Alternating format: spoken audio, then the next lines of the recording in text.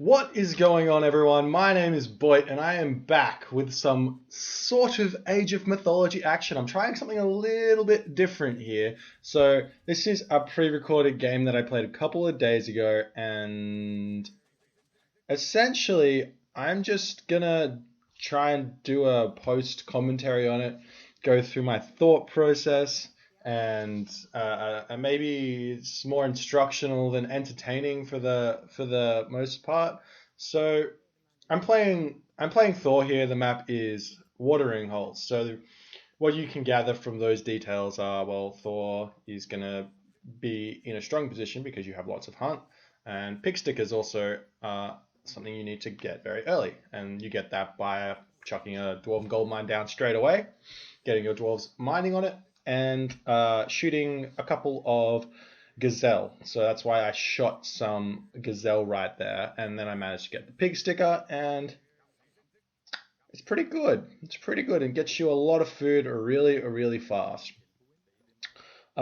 Chucking up a house pretty early. I found a second hunt source in that hippo right next to my thing, so I wasn't too concerned about needing to scout. So I thought, look, I'll get the safe house down around my tower instead of having to chuck it out somewhere outside of my base, and then I'll scout a little bit later. And basically, you don't lose any time on the scouting. It's just you don't get the details as early, or it's just like kind of an ordering thing. So it doesn't really matter a whole lot. Uh, you also saw a little micro trick there that I did. It's a little bit of efficiency when you're hunting as basically anyone. You only want to have the minimum amount of villagers attack an animal to kill it that you can. So for a gazelle, it's two villagers normally, and then one villager with pig sticker or well, what the relic thing. So that's why I was getting extra villagers to attack Gazelle instead of all of them shooting it at once. It's just a little bit of efficiency, get a couple more resources a little bit fast. Get a little bit unlucky here. That Gazelle dropped in the worst possible spot. I probably should have waited, and you'll notice that I have to abandon it when I send a couple too many villagers over there. So I think it was that one. It might be a different one, but yeah, it's that one. So you can see that there's not enough room for my villagers to get in there. So I have to go, no, all right, I'm going to come over to this hippo. I'm pretty sure there wasn't a Poseidon in the game, so I know that this hippo is still here.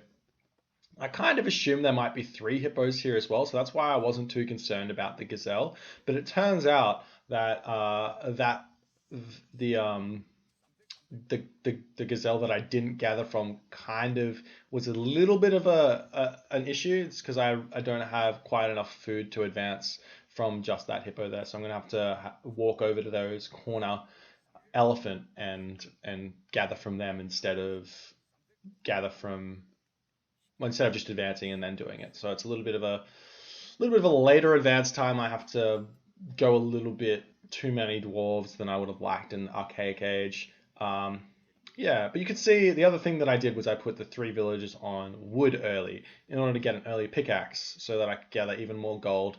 And you can see that I have so much gold right now. I have way too much than I need at this point, but it's not like I'm banking it because for no reason. I'm going to be building raiding cavalry. I'm going to be building lots of dwarves in the classical age. So having this extra gold right now is just going to funnel into that kind of into that really strong gold economy where I need to do all that other stuff. You can see I did a little shift click micromanagement there with my dwarves. So what I do is I grab my dwarves, I click on the resource that they're doing, and then I hold shift and I click on the next resource that they need to go to. That way, as soon as they finish that resource, they move on to the next one. And generally, I'll do that individually with the units so that they aren't waiting for the other ones to dump their resources into the town center. So you can like individually shift click instead of grabbing all your villages, and they'll automatically, as soon as they finish, go on to their next task. So I'm picking Freya here. I should note that this game is not played with the strongest.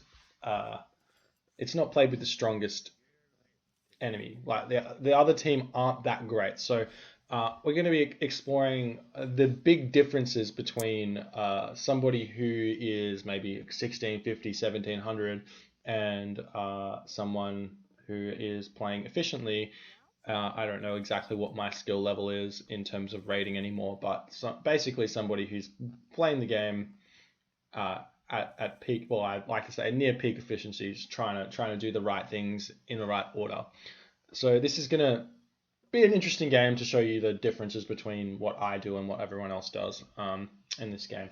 So we also see I grabbed hand axe. There we go, hand axe research. So you want to get all those archaic upgrades in the early game. I'm also chucking up this wall here, and I saw the ring of Nibblegong down the bottom with that Herso that I sent there. Normally I won't send a Herso off to get a relic until I build the barracks. You can see I've got 3 barracks ready to be built, and I'm not doing anything with it.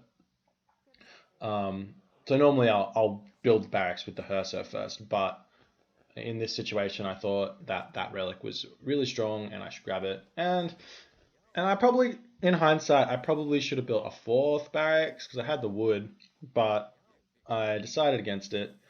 And the other thing you should note is I'm only got 1 infantry unit on each building. That's like the peak efficiency of building buildings. The same with villages. If you're going to build four buildings with 4 villages, the fastest way to get all 4 buildings up is 1 villager on each of those buildings, not 4 on 1 or 2 on 2, all individually, because the efficiency cuts in half or something every villager you put on.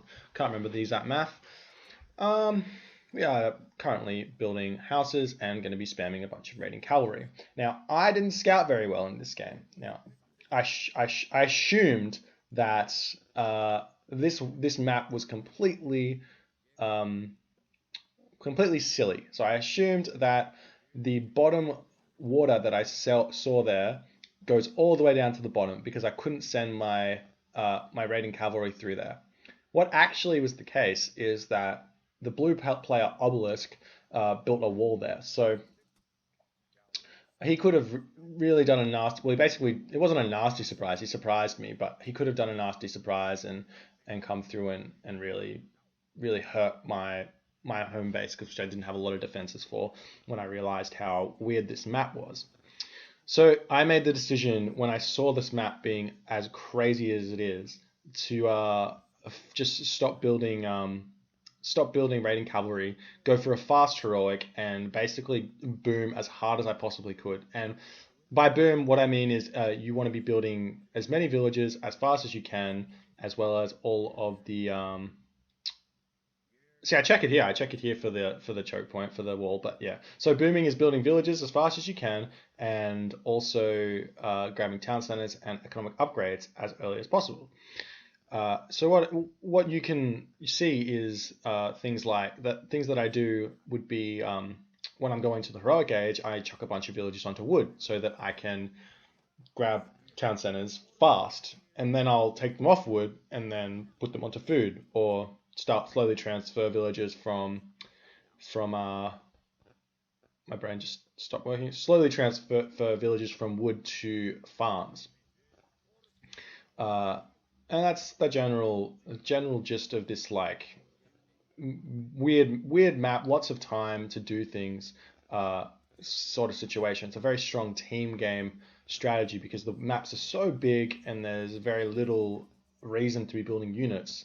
So you can simply just boom and get super far ahead. Yeah. Again, we see some little micro there on the zebra. I just kill them instead of anything else. I'm chucking some walls up here just for extra precaution. Got 11 villages on wood, 10 villages on gold. I'm gonna hit like 600 wood, 600 gold around about the same time I get to the heroic age. So I'm gonna build 2 town centers straight away, and then probably have just start spamming villages. And you can see I've got a lot of resources in the bank at the moment, but I've got a plan for them all, and they're all going to die. They're all going to be used pretty quickly, and now we go basically back down to under 200, which is a good thing.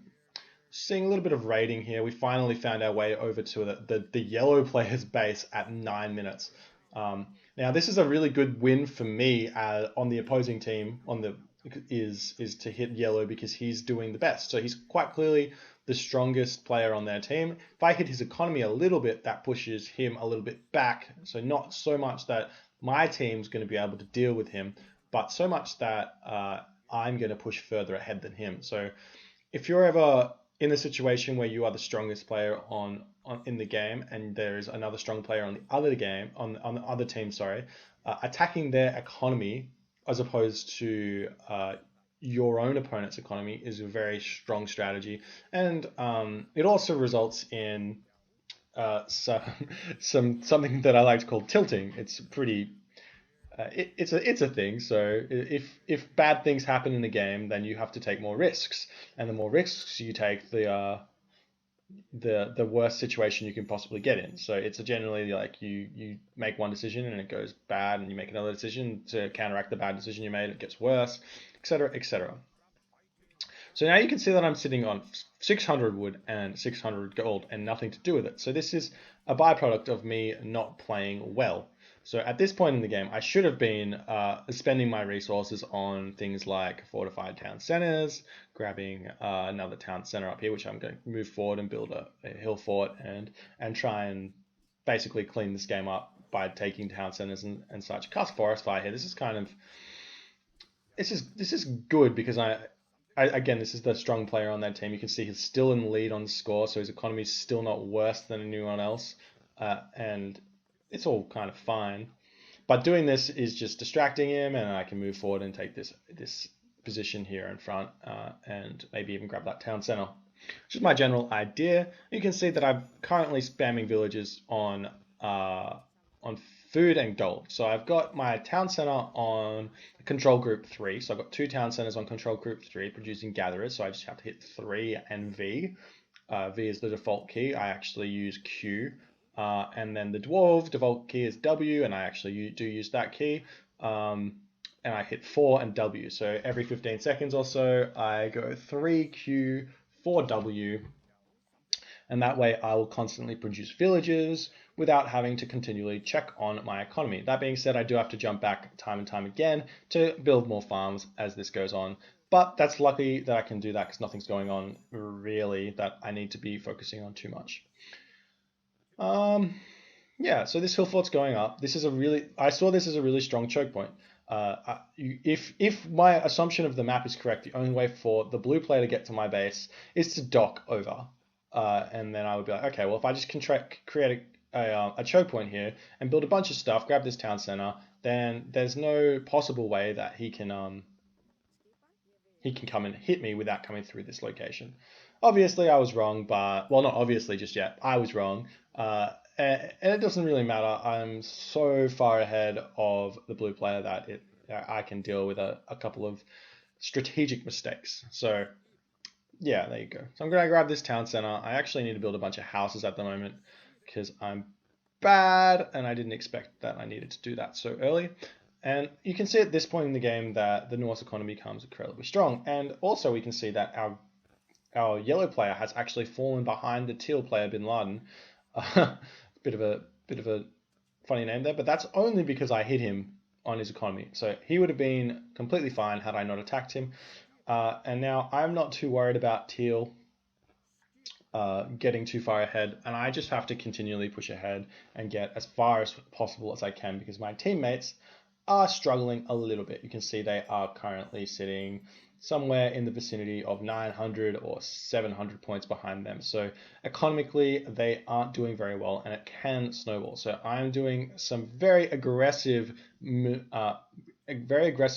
here, and I'm moving forward. Now I see that blue has moved into my base with some raiding cavalry, and I assumed that this meant that he docked. He built a dock. He built some transport ships. I think that's a safe assumption, but just because like it took him so long, it's like 14 minutes in. Sure, building that dock and a transport ship is a safe assumption to make, and then I was also like, well, that probably means if he's done that, he's probably sent some infantry over and he's built some stuff in my base. Yeah, when somebody's raiding you, you should probably react a little bit faster than I did here. I would normally be taking my villagers away just so that I can move them before he gets there, but that's not happening at the moment. And at the moment, I'm ignoring what's going on in my base in favor of building all of these longhouses and setting up shop in my opponent's base. The other thing that what I've done does here is obviously Ancestors Eclipse is being cast. The other thing that what this does in blocking off both of these choke points here from the yellow base is it stops his trade route, so he can't push ahead with a strong trade route with me controlling these choke points here. Maybe he can send a trade route over to teal. There's probably a gap there, but blue can't send anything, and he can't send anything to blue. So, and basically teal can't send anything to blue either. So I've basically made their trading half as efficient. So that's a big win for us. And we can see that with my boom, I was pretty close in score to everyone there, and currently I am no longer close. I am very far ahead. And most of this has come down to an ordering thing. So instead of building an army like they did and build a economy, I delayed my army in favor of technologies and built a bunch of villages and technologies and then built my army. So that's why my score has gone through the roof, basically. And we get some lag here. Whenever there's lag in a game, you should always attempt to make some movement commands and do something, just because no use like complaining about the lag. You can always do something. So you can see that the teal is taking up shop right in front of the base of purple. I'm not too worried about this because red's there and yellow isn't really there. So um, that means that I'm kind of 1v2 and teal's kind of 1v2, and I can pretty much take both yellow and blue at the moment. And I've also been lucky here and caught out a town center. And I'm almost in the Mythic Age, going through Tyr. Tyr being the strongest team game god for Norse. Maybe not the strongest god. Maybe Balder is potentially stronger, but in this game, if I cast Fimbulwinter, that's going to damage all three people's economy on the enemy team, and it's going to push us further ahead. And you can see I just continually building resources and stuff, and we can see that yellow's snuck a town center, so I'm not exactly happy about that. Probably going to cast Frost here, yeah, just in order to grab that town center. That Frost was really bad. Okay, so he did sneak it. I thought he... Okay, all right, so yeah, I assumed there was a dock there, but I'm pretty sure post-game I saw there being a wall there, and I still didn't see it. So that's funny. All right, so we're going to get to that Mythic Age soon and cast Fimbulwinter and see what else is going on. So we can see that yellow is coming around now, going to attempt to stop me, but I have gone crazy hard on everything. You can see I've got way too many villages on wood. So what I actually really need to do is just take maybe 15 villages off wood onto food. That way I'll have a lot more to save for myself. I also just changed a bunch of Ulfsark into a bunch of villages into Ulfsark in order to cancel this sneaky thing from yellow. So I cast Fimbulwinter, and it's all looking pretty good for me now. I'm going to be spending all this wood on Ballaster. Ballaster being incredibly strong. People say they're weak for some reason. I don't fully buy it. And here we go. I'm taking 14 villages and doing this. So this is an inefficient way of building farms, but it's inefficient in terms of had I done it efficiently. If I had done it the correct way, they'd get built up quicker. But this is efficient in terms of my time. That's why I did it that way instead of the other way. Which the other way is you click on one village, you hit F, and then build it. So you can stop command your villages, put them on idle, hit your idle villager button F, and then build the farm. Idle villager button F, click, and then repeat that 14 times, and it will be the fastest way to do it. And there we go. The enemy team GG's there because I am out of control, and we can see that the gap here. There we go. The gap's right here, and I didn't notice it at all because I make assumptions. You've got to make assumptions. Anyways, thank you guys for watching. Hopefully this was interesting in some way, and maybe you learned something, maybe you didn't. Let me know if you liked this or didn't like it, and if you want to see more kind of videos like this in the future or not. Anyways, my name's Boit, and I'll see you guys next time.